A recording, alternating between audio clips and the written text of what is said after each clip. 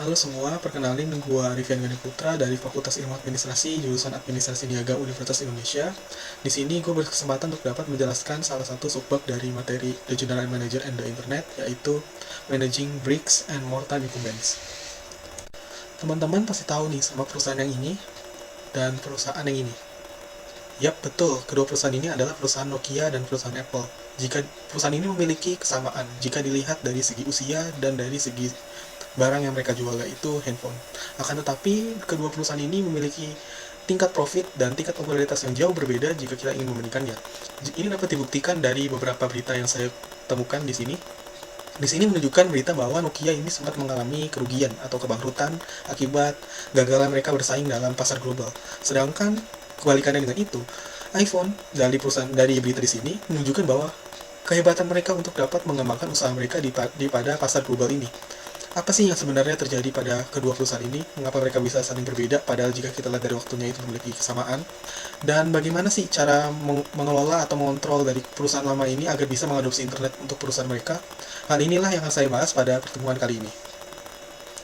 Sebelum saya masuk ke dalam pembahasan, saya akan menjelaskan mengenai apa itu perusahaan Bricks and Mortar Incumbents. Menurut Harris and Dennis pada tahun 2004, perusahaan Bricks and Mortar merupakan perusahaan yang memanfaatkan semua keuntungannya dengan cara melakukan transaksi offline. Di sini website hanya digunakan sebagai etalase atau hanya sebagai tempat untuk dapat memamerkan produk-produk mereka. Sedangkan untuk penjualannya sendiri, ini sebagian besar dilakukan secara offline. Sedangkan incumbents itu sendiri memiliki makna sebagai perusahaan warisan atau perusahaan yang diturunkan dari induknya. Seperti halnya saya jelaskan sebelumnya mengenai perusahaan warisan yang memiliki konsep bricks and mortar, atau dengan kata lain, perusahaan jenis ini memiliki mayoritas transaksi dilakukan secara offline, akan mengalami hambatan jika harus menghadapi atau mengadopsi internet pada era globalisasi ini. Walaupun begitu, perusahaan jenis ini juga memiliki beberapa keuntungan dalam hal mengadopsi internet juga. Berikut akan saya jabarkan secara detail apa sih keuntungan dan kekurangan perusahaan warisan dalam hal mengadopsi internet pada era globalisasi ini menurut buku Internet Business Model by Allen and Tucci. Untuk yang pertama, saya akan membahas mengenai keuntungan perusahaan warisan terlebih dahulu dalam mengadopsi internet. Di sini saya membagi keuntungannya menjadi dua hal. Hal pertama adalah aset yang memadai. Aset-aset yang memadai ini di sini yang dimaksudkan adalah aset-aset berupa peninggalan dari para pendahulunya, yaitu aset yang dapat berupa uang, aset dapat berupa teknologi, dan sebagainya. Sehingga perusahaan-perusahaan jenis incumbent seperti ini memiliki kemudahan untuk dapat menggunakan aset-aset yang ada tersebut untuk dapat membeli perlengkapan-perlengkapan yang dibutuhkan dalam hal mengadopsi internet ini. Yang kedua adalah kemudahan dalam hal meniru atau mengikuti teknologi yang sudah ada. Seperti yang sudah kita ketahui sebelumnya, perusahaan-perusahaan yang memiliki incumbents ini pasti ya punya beberapa teknologi-teknologi yang digunakan pada zaman dahulu. Sehingga perusahaan-perusahaan baru ini saat melihat ada teknologi yang terbaru yang digunakan pada zaman ini, mereka akan dapat lebih mudah menirunya, sehingga dapat juga cepat mengimplementasikannya di perusahaan mereka ini. Sehingga inilah yang dimaksud dengan kategori teknologi yang mudah ditiru itu. Selanjutnya saya akan membahas mengenai kekurangan dan cara mengatasinya perusahaan warisan dalam mengadopsi internet menurut buku Internet of Business Model by Allen and Tucci. Karena keterbatasan waktu, saya hanya mengambil permasalahan yang menurut saya menjadi inti dari permasalahan ini. Di sini, permasalahan yang pertama adalah dominant managerial logic. Permasalahan ini terjadi dari suatu tim manajemen yang memiliki kekuatan atau memiliki ilmu pengetahuan yang lebih dan merasa serba tahu dalam suatu manajemen tersebut, sehingga mereka akan menjadi dominan dalam mengambil keputusan perusahaan ke depannya. Hal ini akan menjadi suatu permasalahan jika perusahaan tersebut ingin dapat melakukan perubahan secara masif, atau dengan kata lain, perubahan yang dituntut untuk dapat dilakukan secara cepat, termasuk adopsi internet ini. Apa yang harus dilakukan? Menurut buku ini, perusahaan dapat melakukan beberapa cara, seperti meng-hire karyawan yang memiliki intelektual sesuai dengan kebutuhan yang dibutuhkan perusahaan. Dengan begitu, seorang manajemen tidak cenderung menggantungkan diri dia sendiri, akan tetapi mereka akan saling bekerja sama untuk dapat melakukan suatu inovasi yang dapat dibutuhkan oleh perusahaan ini, sehingga perusahaan dapat maju kedepannya, termasuk halnya dalam hal mengadopsi internet ini. Sekian presentasi dari saya, kurang lebihnya mohon maaf. Selanjutnya, presentasi ini akan dilanjutkan dengan Azhar yang akan menjelaskan mengenai pengelolaan perusahaan pendatang baru. Terima kasih Arifin Gani atas penjelasannya. Baik, saya akan jelaskan bagaimana mengelola perusahaan pendatang baru. Perusahaan pendatang baru dalam satu industri itu bisa mengubah lingkungan persaingan dan akan memiliki dampak untuk penguasa lama atau industri dan pasar tersebut. Saat perusahaan baru masuk ke pasar, pasti perusahaan baru akan memiliki value yang tidak dimiliki oleh perusahaan lama walaupun produk ataupun layanan kedua perusahaan ini sama aja. Lalu apa sih kekuatan dan kekurangan perusahaan datang ketika perusahaan tersebut masuk di pasar? Perusahaan pendatang baru itu memiliki kelebihan dan kekurangannya jika memasuki pasar yang dikuasai oleh perusahaan lama yang telah mendominasi dari pasar tersebut. Perusahaan pendatang baru juga memiliki 3 keuntungan, yaitu lead inertia, equity capital, dan attraction for talent. Dari advantage pertama yaitu lead inertia, yaitu perusahaan pendatang baru itu gak memiliki banyak kelemahan seperti tidak takut kanibalisasi. Perusahaan pendatang baru juga tidak bergantung terhadap teknologi tua, sedangkan sebaliknya perusahaan lama itu sangat tergantung kepada teknologi tua dan sangat sulit untuk dapat beradaptasi ke teknologi baru. Lalu advantage kedua yaitu equity capital. Biasanya Ventura atau perusahaan pemberi modal itu lebih cenderung untuk menyuntik dana dan berinvestasi di perusahaan pendatang baru. Hal ini karena perusahaan pendatang baru itu memiliki teknologi dan inovasi yang sudah memiliki potensial yang bisa untuk merebut pasar lebih banyak. Terlebih, perusahaan pendatang baru itu memiliki teknologi yang berbasis internet. Dari advantage terakhir adalah attraction for talent, yaitu banyak profesional atau seorang yang memiliki kemampuan yang spesial itu masuk ke dalam perusahaan pendatang karena potensi untuk berkembang di perusahaan pendatang baru itu lebih besar dibandingkan dengan perusahaan lama. Tentunya ini menjadi sebuah keuntungan jika talent muda yang fresh dan memiliki kemampuan dengan nilai teratur itu masuki pasar penantang ini. Terdapat kelemahan ya dari perusahaan pendatang baru, yaitu sering kekurangan aset pelengkap yang diperlukan seperti hal simple, nama merek yang mahal dan susah familiar untuk orang awam dibandingkan dengan perusahaan lama yang memiliki nama dan merek yang sudah diingat dan sangat familiar juga bagi orang-orang.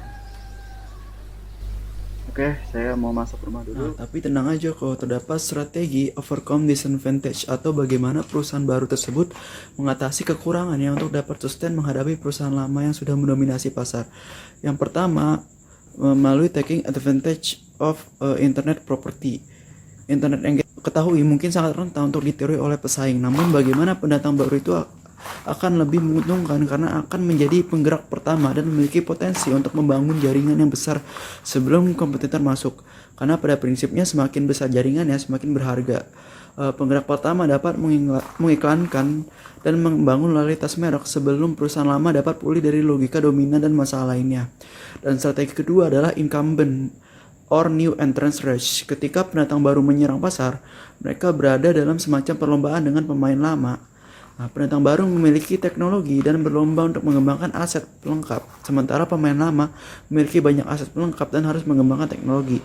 Tanggung jawab general manager pendatang baru adalah memutuskan kapan dan bagaimana mengejar aset pelengkap. Saat logika dominan perusahaan lama mungkin sudah terlalu banyak masalah untuk memahami nilai dari teknologi baru, jika menunggu terlalu lama, perusahaan lama mungkin telah mengembangkan teknologi mereka sendiri dan tidak lagi membutuhkan pendatang baru. Maka dalam perlombaan ini, eksekutif dari perusahaan pendatang itu harus bergerak cepat dan berpeluang untuk bisa memenangkan perlombaan. Nah, tadi udah dijelasin kan sama Ajar tentang perusahaan baru dan juga advantages dan disadvantages dari perusahaan baru dan gimana strategi cara untuk mengatasi kelemahan-kelemahan tersebut. Nah, tapi sebelum kita melakukan strategi tersebut, tentunya kita perlu untuk melihat dulu posisi dari perusahaan kita sendiri. Nah, untuk melihat posisi dari perusahaan kita bisa melakukan analisis kinerja perusahaan, melihat bisnis model kanvas perusahaan kita, lalu juga lingkungan kompetitor kita, lingkungan makro, dan juga perubahan yang mungkin aja dialami oleh perusahaan kita, dan juga lingkungan perusahaan kita. Nah, analisis ini nanti akan membuahkan hasil yaitu SWOT, Strength, Weakness, Opportunities, dan Threats dari perusahaan kita. Nah, setelah kita mengetahui SWOT tersebut, kita bisa mulai untuk melakukan strategi-strategi tersebut, menetapkan tujuan yang pasti, dan mulai membuat tahapan-tahapan yang harus kita lakukan untuk mencapai tujuan tersebut. Nah, yang pertama itu analisis kinerja perusahaan.